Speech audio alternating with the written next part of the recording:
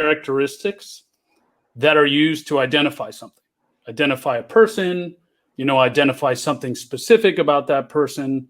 And probably the best way to think about it, if people can remember the Where's Waldo type scenario, it's trying to find something in, a lot of times, it's a very noisy environment. How do we find Waldo within this large group of activities and people? And that Waldo can be anything from the best athlete to an injury risk to, what optimal performance characteristic for that individual. The biggest challenge of biometrics and identification is what's called false positives. And false positives are something that, you get a positive test, but it really doesn't, identify accurately that condition. It's a good example here, if we see in that circle, is an individual that may be wearing the same clothes as Waldo, but it's actually not Waldo. And so that can be a challenge both scientifically, in that we're taking action off the wrong things, and it can be a challenge culturally, because it starts to lose trust in colleagues on a sports organization, and most importantly, from the athlete themselves. And so we really want to actually identify through biometrics, we want to actually use precision. And precision is really what's positive, what's actually positive of all the positives, both false and true positives. And so this precision in biometrics is important and actually critical. And so we start talking about, okay, why are we even talking about biometrics? What does it mean for sports, for activity? And it's needed because a lot of times we're looking to identify talent. And it's needed because, over the past 7 years, looking at all the NFL first rounders, on average, 53% have panned out and been successful. So there's a need for better biometrics in talent identification. Then we've got injuries, right? And we talk about identifying risk. ACLs, amongst other injuries, continue to increase every year. So we want to use biometrics to identify who's at risk and when they're safe to return. And then the third area is this term that really originated in the military called readiness. And within biometrics, readiness, when we think about how optimally you can perform and are you ready to perform, whether that's serving your country or playing a sport. And we think about the problem here, if we think about just the US military alone, their cost of injuries of not being ready exceeds $3.7 billion a year. So these are kind of, when we think about biometrics, the three main areas of why it's needed. Where we see it used, talent identification, things like the NFL Combine and combines in general, recruiting. That's, the best example of where biometrics are being used. We think about other areas, at least when it comes to injury, are screens, physicals, right? When is this individual okay to return to play, return to duty? And this concept of readiness, a lot of times what we see, particularly more recently with COVID, are wearables and monitoring systems to know what's the optimal stimulus, what's the optimal load for this individual, based on this information we're gathering. These are all kind of good examples of where biometrics are currently being used. So if we start with this first one, talent ID, we start with that comment, that stat around the NFL. This is a great example, but there's unfortunately hundreds like it. Got an individual who runs a 4.3 second 40-yard dash. Amazing. Dominated some of the skill work that's done at the combine called the gauntlet. Drafted in the second round. Quite a bit amount of guaranteed money. But what ends up happening is that individual didn't work out. Over a couple of years, didn't play that much. Eventually traded, tore his ACL. Now doesn't have a job. Right. So the NFL Combine also presents an example of, are we chasing performance, a better 40-yard dash when we talk about talent ID, or actually are we chasing outcomes? Are they actually going to be a better football player? And one of the biggest challenges with talent identification and biometrics is we're trying to base a decision off one event. Whether that's the NFL Combine or here, the example is the dunk contest in the NBA. Imagine basing everything off just one event. And so this is where big data becomes really helpful. We've got to look at biometrics. We've got to look at demographics, right? Gender, age, ethnicity. We've got to look about the environment, right, of where it's occurring. And we've also got to look at history. We don't want history to repeat itself, especially when we talk about health and performance. History is the number one predictor. And so how do we use big data in this talent identification process to start making decisions off one event? And this is an example from the Cleveland Cavaliers, and some of the examples we're going to use are based on the technology at Sparta, because that's the one where we have the most access to, but also the clearance to provide. And so this is an example, from the draft years ago, and the Cavaliers are the first round pick, and they've got 3 individuals they got to make a decision off. And the best way to do that is to look at longitudinal data. And so they had access to information, and they look at Jabari Parker, who they decided not to take. And Jabari went on to tear his ACL that first season. And they saw that risk. Then they look at Joe Embiid, and they see a risk there based on his history. And so they passed there. They ended up taking Andrew Wiggins, who went on to be Rookie of the Year. And so all these decisions are made off longitudinal data, and I'm going to explain how. Ultimately, they used force plate data longitudinally to be able to identify that. And this is a study that was published showing how force biometrics can actually predict outcomes, not performance, outcomes. And the outcomes being minutes played, not more force, not faster, but actually what really matters, which is minutes played, at least in basketball, what's termed availability. And we'll get into what some of these forces mean, but this is an example of longitudinal biometrics being able to be leveraged for decisions around one event. And so this is basically what a force curve looks like. And force is important because it's a lot of data. And from that data, you get how an individual moves. But big data, this kind of big data set, is not enough. And I'll give you an example. If we look at how an individual starts a jump, when we think about big data, it's going to give you a big data back, in this case, 4,000 newtons per second, which is what we call load or eccentric rate of force. There's other variables, explode, and you get 17.3 newtons per second. And then drive, how long you prolong force is 5.5 newtons per second divided by kilograms. All of this doesn't give us any insights into what to do.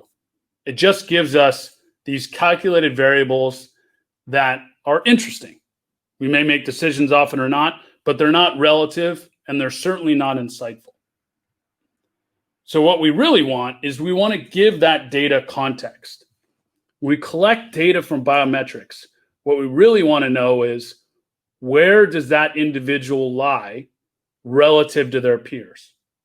Easy way to do that, think about a bell curve. Where does that individual sit? 50 would be how they are, their average to all their peers. Either way in either direction is really just standard deviations away from the norm. And so these are things we want to know more than the big data. We want to convert those big data sets to context. Where do you fit along this continuum relative to your peers? Another way to look at it is the NFL Combine has got to take all this data. If we continue to use force as an example, and this is an example of a decision tree they've built for talent ID. They collect data from everybody, and they're able to actually separate who's more likely to start more games in the NFL. And so a peek under the hood is, what position are they? In this case, it was a defensive back. So it's not a defensive end, not a defensive tackle, not an offensive lineman. and it looks at their scores on these force outputs. And from those scores and that decision tree, the individual, so really the point on this slide was to show that the health of an individual and the performance, right, that both of those are not separate entities, and that really injuries have been proven to be correlated with not only the number of wins, but the number of goals scored in professional soccer. And the idea being that if you are healthier, if you are more available, your organization, your team is more likely to be successful.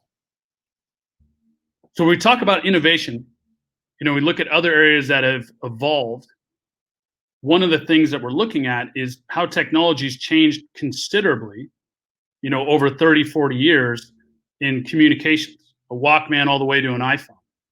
Now, when we think about technology and biometrics when it relates to human performance and injury, we haven't seen that same pace.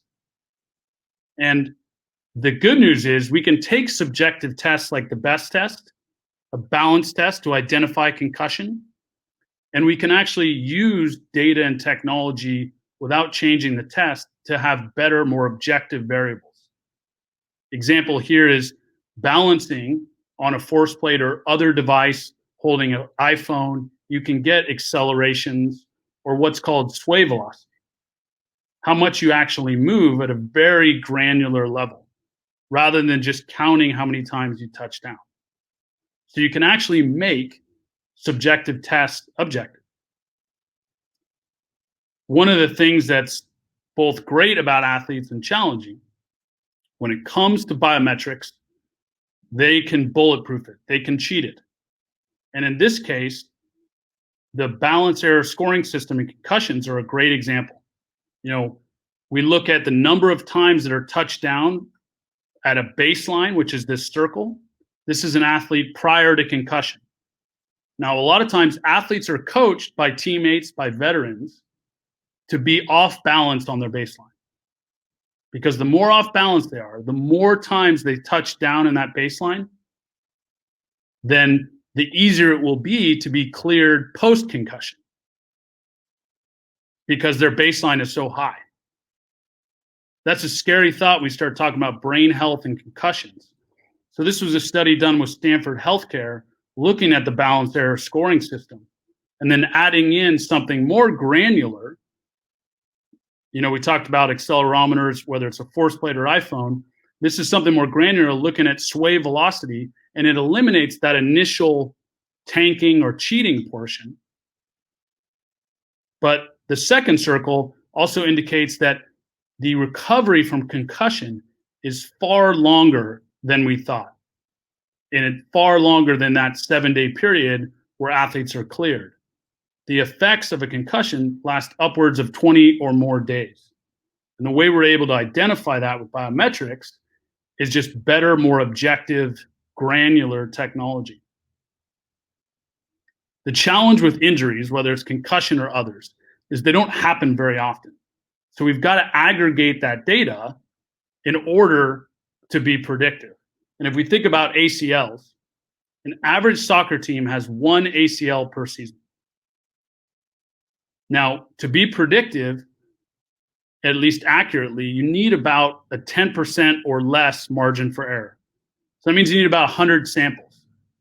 So if a soccer team only relied on their data and didn't aggregate with other teams or organizations, one soccer team will find value in about 100 or more years. So it takes one team 100 plus years to be predictive. This is why hospitals aggregate data anonymously, whether it's diabetes or blood pressure.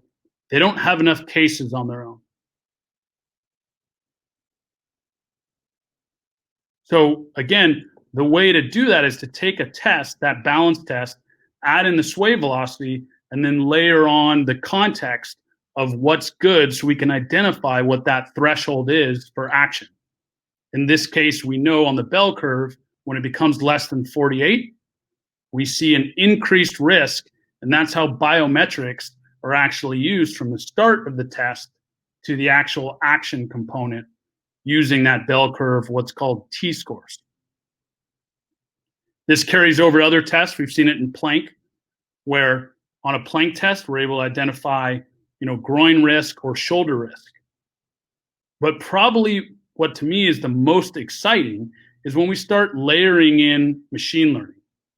And so machine learning a lot of times is unsupervised. You don't know what's going to come out of it. You dump all this data in a pot, and what comes out is something unexpected. When we take that plank test and we add in female athletes, we find it's actually a concussion screen, which really confused us at first. But then thinking a lot of reasons why females are at an increased concussion risk is upper body and neck strength. They're unable to control their upper body and neck when they land or when they head. And so as a result, it puts them at risk for a concussion. We didn't go in looking for this, but the machine learning is able to elicit these patterns that upon reflection actually start to make a lot more sense. Down this path around machine learning, this is really where readiness comes in and where injuries start to meet performance. A great example is baseball. And this is a study that was done over 4 years looking at 270 different pitchers. And the way machine learning is used is this actually was able to identify an elbow injury from a jump.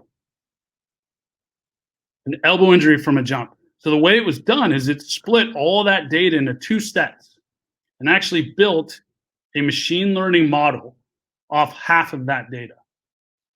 Now, since we're not able to do clinical trials, double-blinded, this is much more effective in that we actually applied it to the other set, find that risk, and actually make changes and validate that predictive risk that was set from the data that wasn't used. So I think when we start thinking about these readiness, it becomes challenging of how much is too much, because just measuring volume isn't enough, right? More volume doesn't mean better. Another great example is Messi. This is from the World Cup. Messi's volume of running was the lowest of anybody at the World Cup. Does that mean he's lazy? No. Could mean he's just smart. He only runs when he has to. And so we talk about readiness. Monitoring what matters is really important. The most important piece is this chronic, this longitudinal volume that builds up as risk factors. And so just having a lot of data isn't enough. It's got to be the right data when it comes to biometrics. So, to wrap up here, the future of biometrics, the questions we've got to be asking ourselves and improving is which tests, which metrics actually matter. Having data, having cool screenshots, having angles, it only matters if it affects the outcome. And most importantly, how is that data being used? It's got to be more than once or twice a year. And what we're seeing is overseas now, especially in English soccer, athletes are now getting involved legally that they should own that data. They're seeing all this data being collected, a lot of times not being used.